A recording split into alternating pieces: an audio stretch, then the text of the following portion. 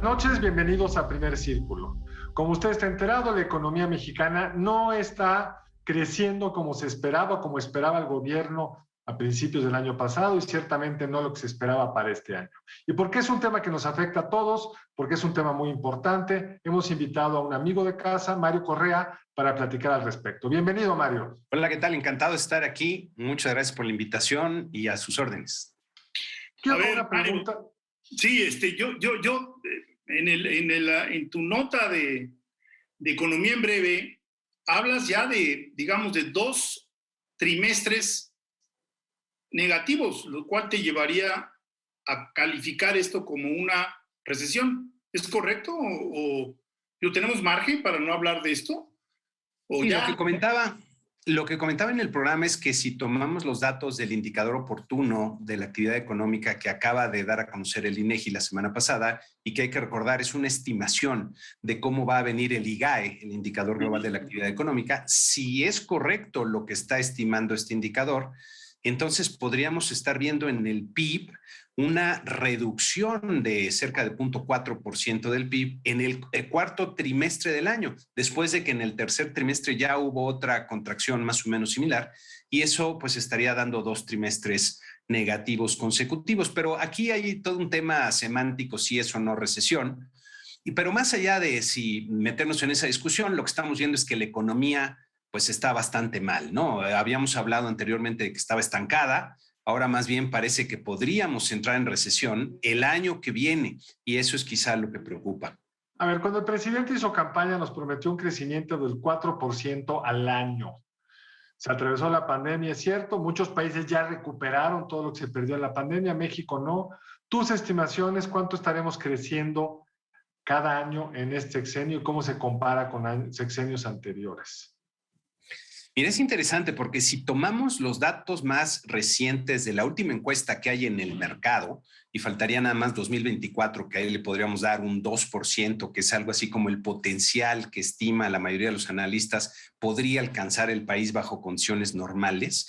Si tomamos esos pronósticos del promedio del mercado, entonces todo el sexenio estaríamos creciendo algo así como 2.6%, que implicaría un crecimiento promedio anual del orden del 0.4%, es decir, una décima parte de lo que se prometía. Sí, si a eso le agregas el crecimiento demográfico, del cual nunca hablamos, pues eso te explicaría también el empobrecimiento que se está viendo, por ejemplo, en los retiros de las Afores, ya sea por razones de carencia de trabajo, o sea, realmente la cifra de retiros en las Afores es muy dramática, ¿no? El PIB per cápita, ¿cómo se desempeña dado ese crecimiento demográfico y ese pobre crecimiento? Estaríamos hablando de un PIB per cápita, ¿cuánto más pequeño?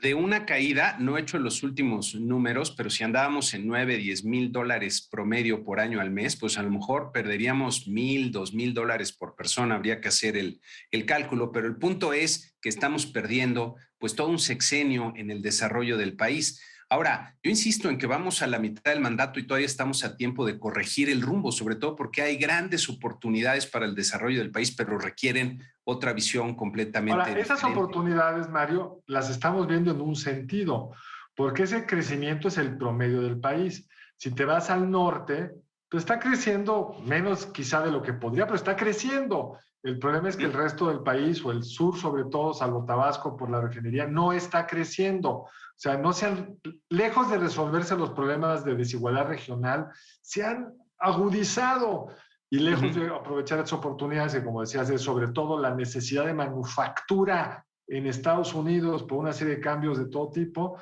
pues estamos creciendo muy por debajo de nuestro potencial. Totalmente. Yo creo que señalas algo bien interesante, Carlos, que los estados del sureste son los que menos están creciendo. Y si vemos o tratamos de encontrar una explicación, hablando en términos de productividad, por ejemplo, que se han hecho muchos análisis del estilo de por qué en estos estados se puede estar creciendo menos. Si juntamos un factor que es la dependencia que tienen de gasto público, vamos a encontrar que muchos de estos estados que crecen poco son los que más dependen del gasto público.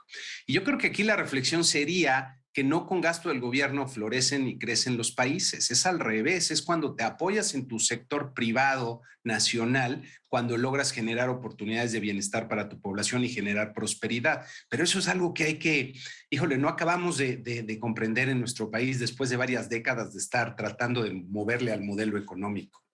Ahora, el presidente del Consejo Coordinador Empresarial la semana pasada, hace unos días, en este ejercicio de Parlamento abierto, que por fin no fue presencial, dio una cifra que es verdaderamente aterradora, que por la carencia de los permisos, o los permisos que no se han otorgado, y la cancelación de proyectos, podría México estar perdiendo 44,000 millones de dólares. O sea, 3 veces Dos Bocas. Pero yo te diría que eso es ni siquiera es lo más grave o lo más importante desde mi punto de vista.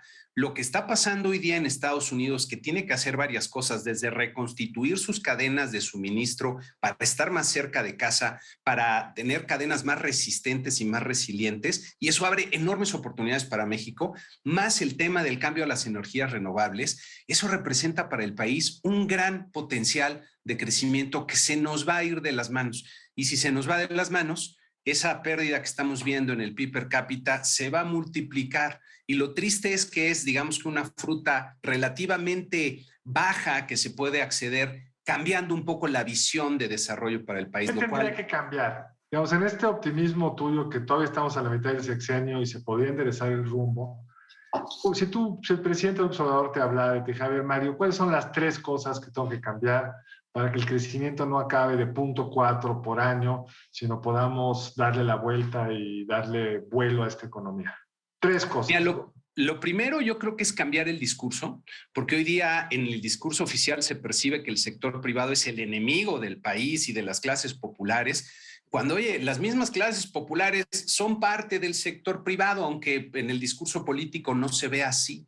Y apalancarte en el sector privado nacional es la mejor estrategia que puedes tener para generar esas oportunidades. Entonces, número 1, cambiar el discurso, y de ahí va de la mano con asegurar que se cumple el Estado de Derecho, que se asegura, se anuncia que no se van a volver a tomar decisiones que atentan como el Estado de Derecho, como la cancelación de los proyectos grandes, ya sea el aeropuerto o la cervecería que estaba construyendo en Mexicali, que golpean a la inversión. Y tercero, yo creo que ahí está muy claro, en alguna ocasión platicamos, el presidente François Mitterrand en Francia dio su famosa vuelta en U. En México hace falta esa vuelta en U, especialmente en el sector energético, porque si se cambia la visión que tienes ahí, de un año para otro el panorama de crecimiento para este país va a cambiar notablemente, pero es un ajuste en la visión. Ahora, como agravante tenemos la inflación. Y la inflación también le pega, todos lo sabemos, sobre todo a los estratos de menores ingresos. Y el panorama está complicado para Estados Unidos y más para México. ¿Cómo la ves? Yo creo que el problema de la inflación va a durar un buen rato, más allá de lo que sería deseable. Este año vamos a tener, yo creo que inflaciones no solo por arriba del rango objetivo, sino en una de esas por arriba inclusive del 5%. Salieron hace poquito los resultados de la inflación de la primera quincena de enero, no tan mal, pero hubo una gran ayuda de 2 componentes especiales que fueron jitomate y transporte aéreo, que bajaron muy fuerte y que ayudaron a que la inflación estuviera bien comportada. Pero la subyacente está ya arriba del 6% en los niveles más altos. ¿Qué es eso de la subyacente, Mario? Perdón, aquí con la premura del tiempo, la subyacente es la parte de la canasta de precio al consumidor que es más estable. Quitamos los componentes más volátiles como los agropecuarios y lo que queda es la subyacente, y eso te da una mejor idea de cómo va la tendencia de la inflación. Entonces, la inflación este año va a seguir siendo un tema, no solo para México, para todo el mundo, y lo triste es que a quien más muerde la inflación es a las personas que menos ingresos tienen. Por eso es un cáncer que hay que combatir.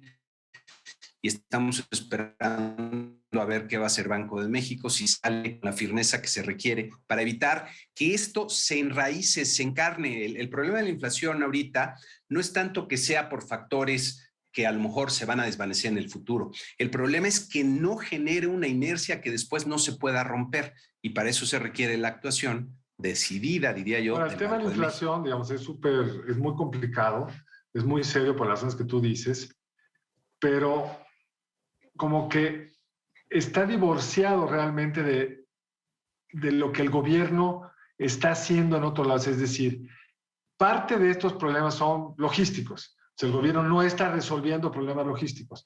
Parte son los precios de la energía. Lejos de buscar que disminuya, pues con esta reforma aumentarían aún más.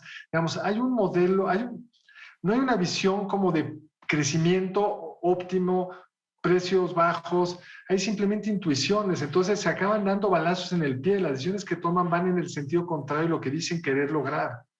¿Estarías de acuerdo con este análisis o esta visión tan rápida mía? Pues si te entendí al punto que querías hacer, me parece que sí. Mira, uno de los factores de las condiciones que tenemos que tener para que haya un crecimiento que sea sostenible es la estabilidad macroeconómica, especialmente la estabilidad de precios. Y el que asegura que esa estabilidad de precios exista y persista en el tiempo es justamente el Banco Central, porque la política monetaria es el ancla nominal de la economía, es lo que al final del día va a hacer que aunque tengas tú, de repente se subió la energía como en el 2017 con el famoso gasolinazo y había otros incrementos en precios, pero con una política monetaria bien anclada, esa inflación eventualmente da la vuelta y regresa. Eso no lo controlan en el gobierno. En principio eso es una decisión del Banco de México, pero lo que dije, lo dije poco claro, seguro, es que los gobiernos pueden hacer cosas para atacar pues, los cuellos de botella u otros problemas por el lado de la oferta que hay. Desde que no haya problemas de seguridad pública en Michoacán y entonces no haya escasez de limones porque lo están extorsionando a los limoneros, según dicen las notas de prensa, hasta pues cómo generamos una política energética que nos lleve a los precios más baratos de electricidad. Eso sí lo puedes controlar tú y puedes ayudar a que ciertos precios clave de la economía no te generen más presión. Totalmente, ahí sí estamos completamente de acuerdo. Y creo que a lo mejor una forma útil de verlo es con el gobierno como el director de orquesta del país.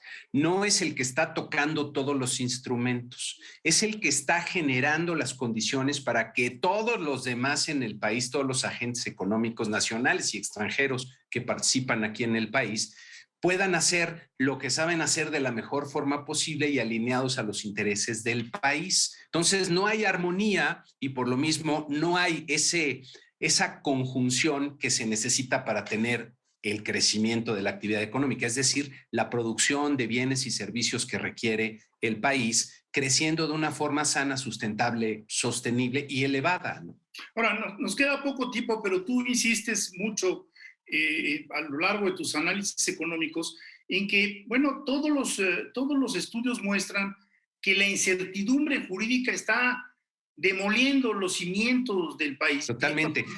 El problema, Federico, es que para que tú realices ciertas actividades económicas y sobre todo la inversión, necesita cierto tiempo en el cual haces tú los procesos. Es como hacer vamos a decir, una huerta de árboles. Siembras hoy los arbolitos y en 10 años vas a cosechar. Si no sabes qué va a pasar en 10 años, se te van a meter a tu huerta o de repente va a llegar el gobierno y te va a decir, oye, ya estos árboles no se pueden sembrar, pues ya te quedaste con la incertidumbre de si puedes o no recuperar esa inversión. Entonces, ¿para qué inviertes? Y creo Mario, que eso con es esa parte idea de nos vamos a tener que quedar porque el tiempo se nos ha ido.